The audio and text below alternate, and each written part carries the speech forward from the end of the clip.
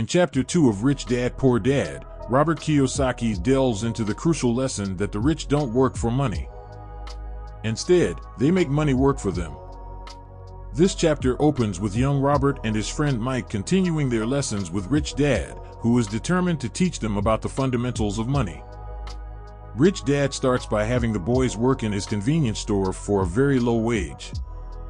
Initially, the boys are frustrated by the minimal pay and tedious tasks. However, Rich Dad explains that this is part of their education. He wants them to understand the difference between working for money and having money work for them. He tells them that many people fall into the trap of working hard for money, only to find themselves perpetually struggling financially. One day, Rich Dad makes a point by meeting with the boys and offering them a higher wage. He presents them with a choice. They can continue working for a higher wage, or they can learn the lessons he wants to teach them about money and wealth. Robert and Mike choose to learn. Rich Dad then shares his philosophy on money. He explains that fear and greed are the primary emotions that drive people's financial decisions. People are afraid of not having money, so they work hard to earn it, but when they get it, their greed makes them want more, trapping them in a never-ending cycle. Rich Dad introduces the concept of opportunity.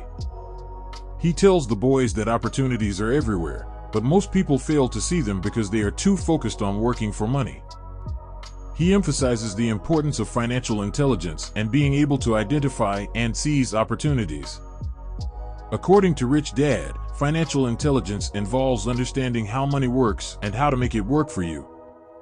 To illustrate this, Rich Dad takes the boys to visit different parts of his business operations, explaining how he identifies opportunities and creates wealth.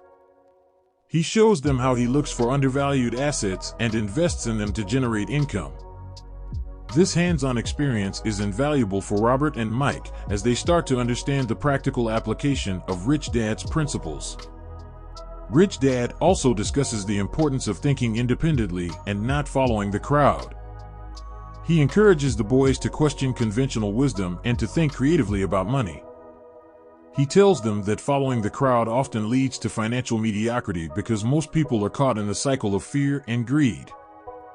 Throughout the chapter, Rich Dad emphasizes that true wealth is not just about having money, but about having the freedom to make choices. He teaches the boys that the goal is not to work for money, but to achieve financial independence where money works for them. This involves building and acquiring assets that generate income, such as real estate, stocks, and businesses. Robert begins to understand that the traditional path of getting a good education, securing a stable job, and working hard is not the only way to achieve financial success. He sees that financial literacy and the ability to make money work for you are more important. This realization is a turning point for Robert, shaping his future approach to money and wealth. In conclusion, Chapter 2 of Rich Dad, Poor Dad teaches the fundamental lesson that the rich don't work for money. Instead, they focus on making money work for them by building assets, recognizing opportunities, and maintaining financial intelligence. This chapter challenges readers to rethink their approach to money and to consider the importance of financial education and independence. It lays the groundwork for the principles that will be further explored in the rest of the book, encouraging readers to break free from the cycle of working for money and to start making money work for them.